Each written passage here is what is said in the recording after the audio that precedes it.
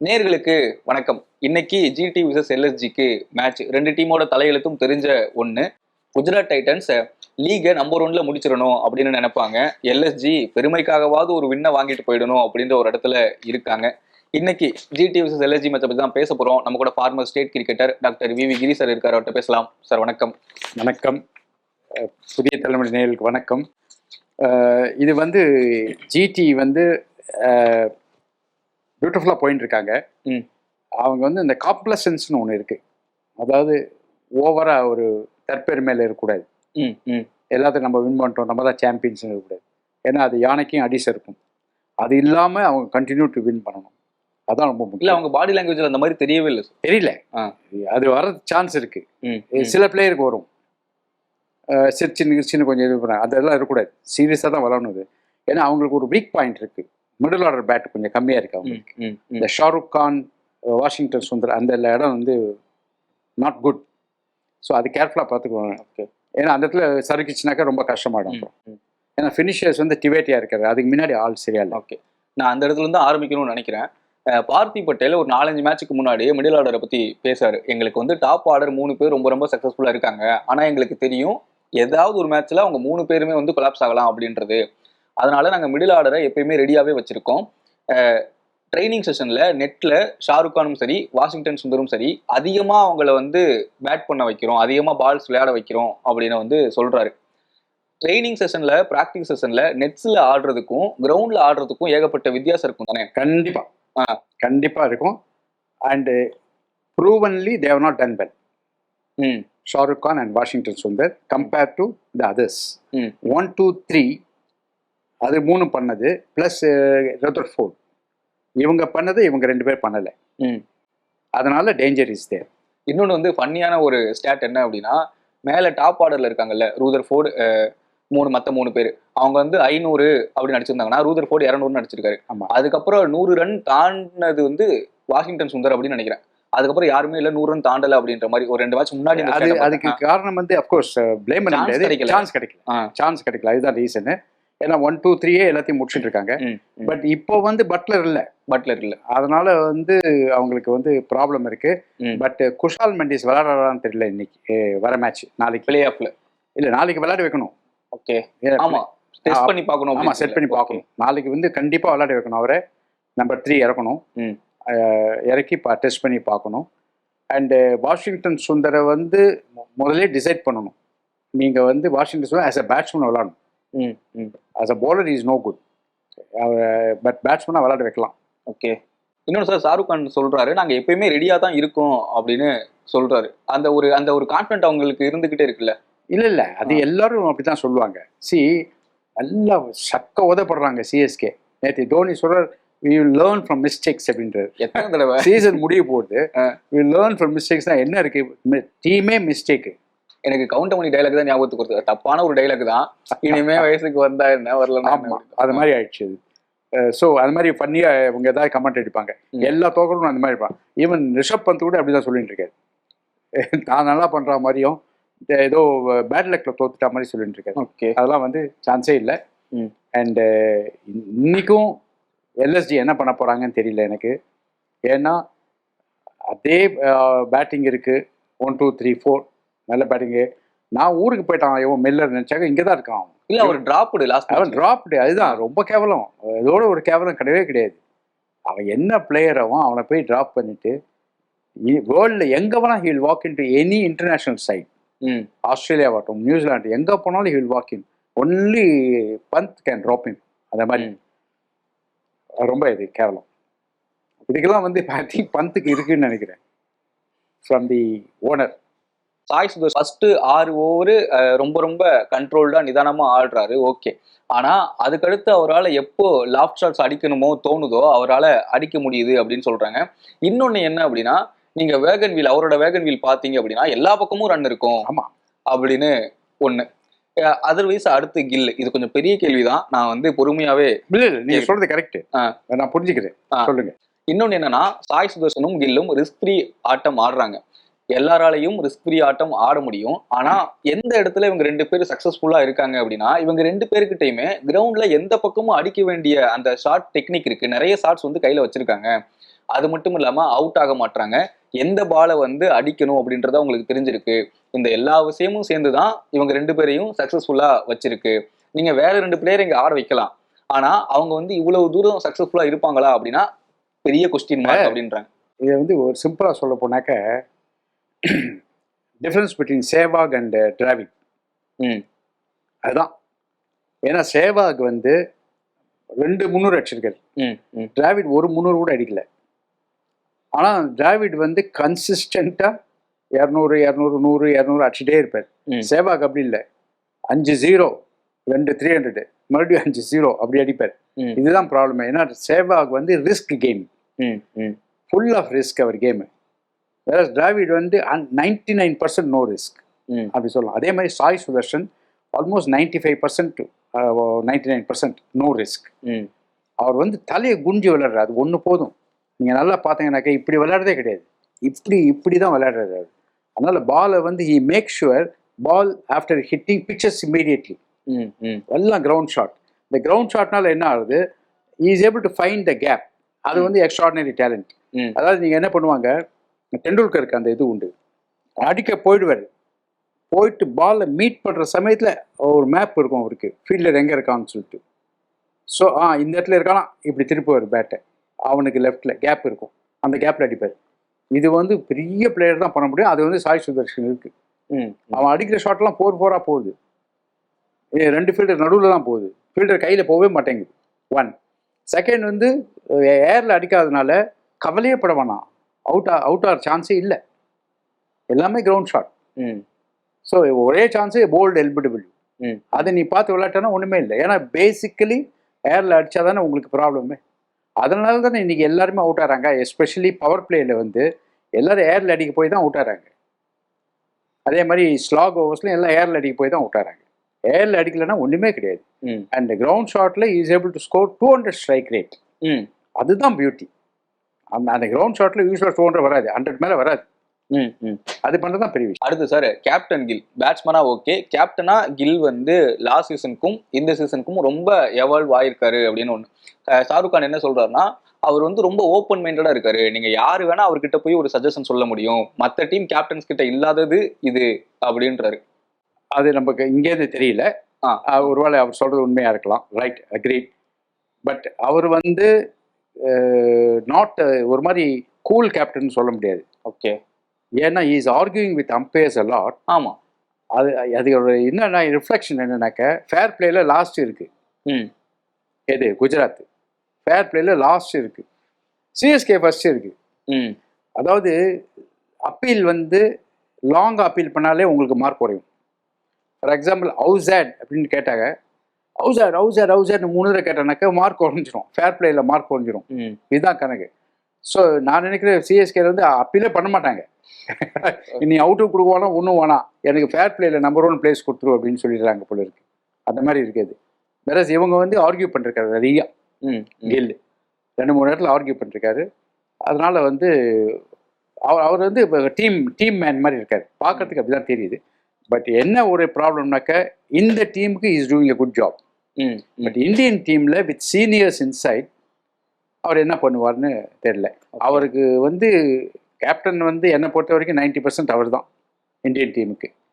So அதை to make things easy நான் நினைக்கிறேன் கம்பீர் அண்டு செலெக்ஷன் கமிட்டி வந்து சீனியர்ஸ் எல்லாம் அழகாக ரிட்டையர் பண்ண விட்டுட்டு ஜூனியர் டீமும் ஒன்று கொடுக்குறாங்கன்னு நினைக்கிறேன். ஓகே அப்படின்ட்டு அதுக்கேற்ற மாதிரி சீனியர்ஸும் எனக்கு கேப்டன்சி கொடு அப்படி இப்படின்னு சொல்லிட்டு ஏதோ டிமாண்ட் பண்ணிட்டு வேண்டாம் ரிசைன் பண்ணிட்டு போகிறாங்க. ஓகே, ரிட்டையர் ஆகி போகிறாங்க. இன்னொன்று சார், அவரோட ஓவர் ரொட்டேஷன் எப்படி பார்க்குறீங்க? எது கில்லோட over rotation? Over rotation not good. Okay, ஏன்னா சாய் கிஷோருக்கு போலிங்காக கொடுக்குறதில்ல அவர். அது ஃப்ரம் த பிகினிங் நான் சொல்லிட்டு இருக்கேன். அது வந்து அப்புறம் வந்து ஒரு மேட்ச் வந்து 6வது ஓவர் 7வது ஓவர் கொடுத்தோன்னே ஃபர்ஸ்ட் ஓவர் விக்கெட் எடுக்கிறார். விக்கெட் எடுத்தோடனே ஹி வாஸ் ஃபீலிங் பேட். யார்? கில். ஒரு மாதிரி வெக்கப்பட்டு தலையை குஞ்சிட்டு கங்க்ராச்சுலேட் பண்ணுறாரு. நல்லா தெரியுது கில்ட்டியா. அதாவது நான் சாரி உனக்கு இப்போதான் கொண்டு வரேன், உனக்கு முன்னாடி கொண்டு வராது என் மிஸ்டேக்ன்ற மாதிரி ஃபீல் பண்ணுறாரு அவர்.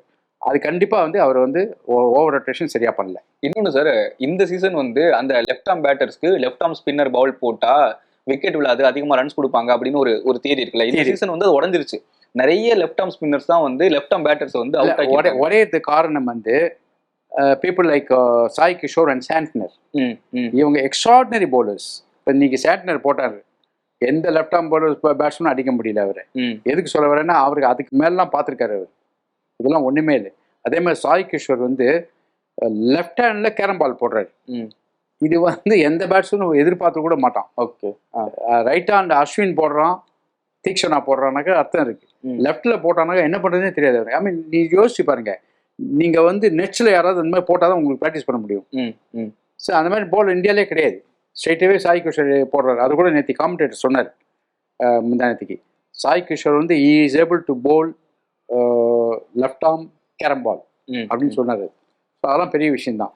ஏதோ ஒரு கமெண்டேட்டர் சொன்னதா ஞாபகம், சாய் கிஷோரோட பால் வந்து அதிகமா ஸ்பின் ஆகாது, ஆனா அவர் வந்து அந்த லென்த்ல வந்து வேரி பண்றது மூலியமா விக்கெட் எடுக்கிறாரு அப்படின்னு. இல்லை, அதுக்கு காரணம் என்ன தெரியுமா?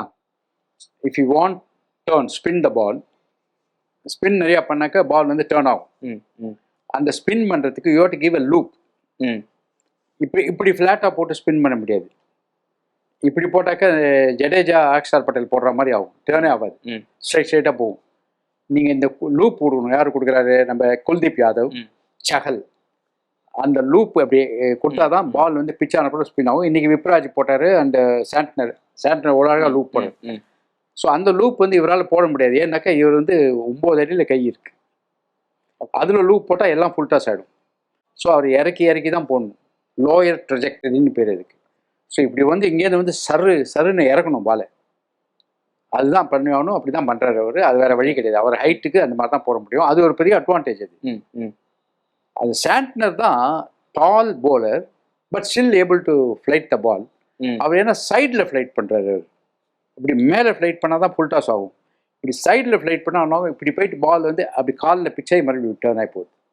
இதெல்லாம் வந்து விளையாடும் போது நல்லா தெரியும். ஓகே.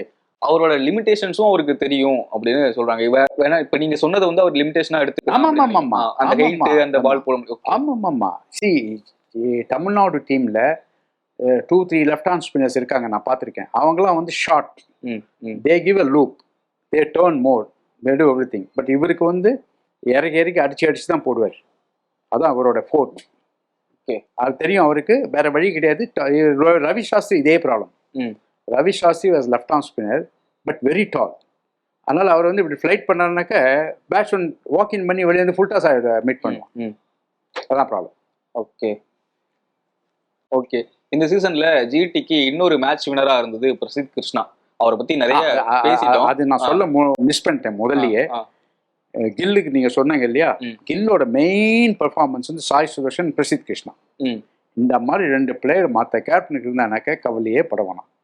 ஈவன் எல்எஸ்சி கேப்டன் கூட நல்லா பண்ணுவான், பந்த் கூட நல்லா பண்ணுவான். இந்த மாதிரி 2 பிளேயர் இருந்தானாக்க. ஓகே, அதான். பட் எல்எஸ்சிக்கு வந்து நல்ல பேட்டிங் இருக்கு. இந்த பேட்டிங் வச்சுட்டு ஃபெயில் ஆகிறதுக்கு வந்து நோ ரீசன். கண்டிப்பா நோ ரீசன்.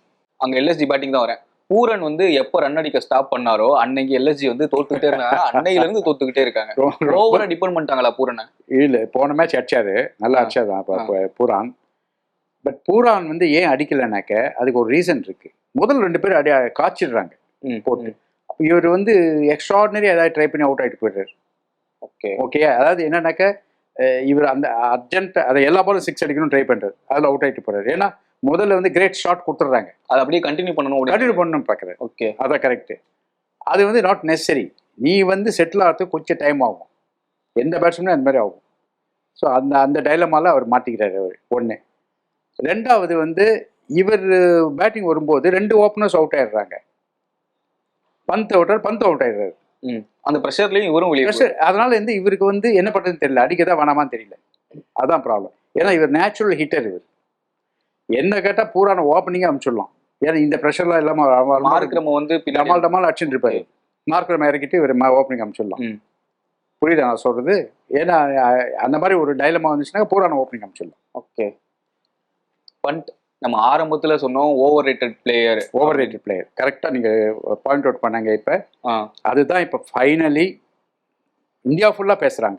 நம்ம ஆரம்பத்திலே சொன்னோம். ஆரம்பத்தில் நம்ம முதல்ல சொல்லிட்டோம். இது கரெக்டாக இது வந்து 2வது வந்து எனக்கு வந்து is not a team player. Any Individual, minute okay. டீமை கவுத்து விட்டுருவாரு. ம். அது நான் ஒத்துக்கவே மாட்டேன், யார் என்ன சொன்னாலும். என்னன்னா கேரக்டர் இஸ் மோர் இம்பார்ட்டன்ட். கேரக்டர்னா வாட் ஐ மீன் இஸ் நின்று விளையாடி டீமை அந்த காப்பாற்று. மேட்சுக்கு தேவையான ஒண்ணு. ஆமாம், நாட் பர்சனல் கேரக்டர். மேட்சுக்கு கிரிக்கெட் கேரக்டர் இஸ் இம்பார்ட்டன்ட். விக்கெட்டை த்ரோ பண்ணாமல் நின்று டீமோட நான் தான் சொல்கிறேன்னு டிராவிட் சொல்கிற மாதிரி கவர்டரை அடிக்க போவாராம் அவர். அடிக்கிற சமயத்தில் பால் ஸ்விங் ஆகிடும், ஐயோ டீம் பொசிஷன் பேடாக இருக்குன்னு சொல்லிட்டு வித்ட்ரா பண்ணுவான். எவ்வளோ பெரிய இது பாருங்க, மேதாவி பாருங்க அவர். அந்த மாதிரி விளாடணும் அவர். இவர் மட்டும் இந்த ஷாட்டு அந்த ஷாட்டு ரிவர்ஸ் ஸ்வீப்லாம் இவருக்கு தேவையே இல்லை. அண்ட் ரிப்பீட்டட்லி அடிக்கிறாரு அவர், திட்டாத ஆள் கிடையாது அவர். இன்னொன்று சார், இந்த இந்த மேட்சுக்கு சம்பந்தம் இல்லாத ஒரு கேள்விதான். விராட் கோலி இந்த சீசன் சக்சஸ்ஃபுல்லா இருக்கிறதுக்கு காரணம் வந்து அவரு டூ மணி ஷாட்ஸ் அடிக்கிறத கம்மி பண்ணிட்டாரு. அவர்கிட்ட நிறைய ஷாட்ஸ் இருக்கலாம், ஆமா, நிறைய அடிக்க போகலாம், தெரிஞ்சிருக்கலாம். ஆனா இதெல்லாம் வேணாம் அப்படின்னு ஒமிட் பண்ணதுல விராட் வின் பண்ணிட்டாரு. அதனால இந்த சீசன் சக்சஸ்ஃபுல்லா இருக்காரு. அதுக்கு காரணம் டிகே அப்படின்னு சொல்லி ஒரு ஆர்டிகல் படிச்சிருக்கேன், ரொம்ப நாள் முன்னாடி படிச்ச ஞாபகம். அது வந்து பண்ட் விஷயத்துல அப்ளை பண்ணா ஒருவேளை அவர் வந்து சக்சஸ்ஃபுல்லா இருப்பாரா அப்படின்னு ஒண்ணு. சொன்னதை கேட்பாரா? ஓகே, அவ்வளவுதான். அந்த வந்து இன்காரிஜிபிள், திருந்த முடியாத பேட்ஸ்மேன் அவர். ஏன்னா இதனோட ஃபர்ஸ்ட் டைம் ஸ்டூபிட்னு கவாஸ்கர் சொல்றதுனால ஃபர்ஸ்ட் டைம் எவ்வளோ மேட்ச் பண்ணியிருக்காரு. இது மாதிரி ஆஸ்திரேலியாவில் பண்ணார்ல, ஒரு டெஸ்ட் ஓதப்பட்டோம்ல, தலையில குள்ளா இது மாதிரி டவலை கவுத்துட்டு வந்தோம்ல நம்ம. அதுக்கப்புறம் வந்து அதையே பண்ணியிருந்தாக்க இங்கே வந்து ஐபிஎல்ல இதான் பண்ணிட்டு இருக்கு. அதே ரிவர்ஸ் ஸ்வீப் அடிக்கிறாரு, இன்காரிஜிபிள். ஓகே, இது வந்து விராட் கோலி மேட்டர் வந்து டிகே சொன்ன. பட் நான் என்ன சொல்றேன், விராட் கோலி வந்து அவுட் ஆஃப் ஃபார்ம்ல இருக்கும்போது ஷார்ட்டை குறைச்சிருக்காரு. ஓகே, ஃபார்ம்ல இருக்கும்போது அவர் வந்து நான் சொல்றது 2015 to 2020 அந்த 6 வருஷம் ஐபிஎல்லே அவர் டாப் ஸ்கோரர். எவ்வளோ தூரம் ஆரஞ்சு கேப்லாம் வின் பண்ணிருக்காரு நினைக்கிறேன். அதனால எல்லாம் 700 ரன்லாம் அடிச்சிருக்காரு அவரு. ஸோ அதனால அப்பெல்லாம் வந்து அவருக்கு வந்து அவர் தொட்டதெல்லாம் பொண்ணாகும், அந்த மாதிரி டைம் அவருக்கு. எதை அடித்தாலும் 100, எதை அடித்தாலும் 50. அவரும் ஏபி டிவிலியர்ஸும் சேர்ந்து எக்கச்சக்கமாக அடிச்சிருக்காங்க. ஸோ அப்போ வந்து குட் பீரியட் அவருக்கு. இப்போதான் வந்து is running through bad patch. இப்போதான் வந்து நம்ம டிகே சொல்றதை கேட்டு ஷார்ட்ஸை ஒமிட் பண்ணிருக்காருன்னு நினைக்கிறேன். Maybe correct. But main thing வந்து ஏர்ல அடிக்கூடாது. சுதர்ஷன்கிட்டே கற்றுக்கணும், ஏர்ல அடிக்கூடாது. ஓகே, ஈவன் கில்லு கூட சமயத்தில் ஏர்ல அடிக்கிறார் லெக் சைடில். அதை வந்து கொஞ்சம் கர்டைல் பண்ணணும், அந்த ஃபிளிக் ஷாட். ஏன்னா நான் வந்து இப்போ கில்ல வாட்ச் பண்ணிருக்கேன். நான் கேப்டன்னா ஒரு ஆள் போடுவேன், அங்கே வேஸ்டாக போனால் கூட ஒரு ஆள் அந்த இடத்துல போட்டுருவேன். பரவாயில்ல, மற்ற இடத்துல 2 போட்டோம், இவன் எப்படியும் மாட்டிப்பான் இந்த இடத்துல சொல்லி போடுவேன்.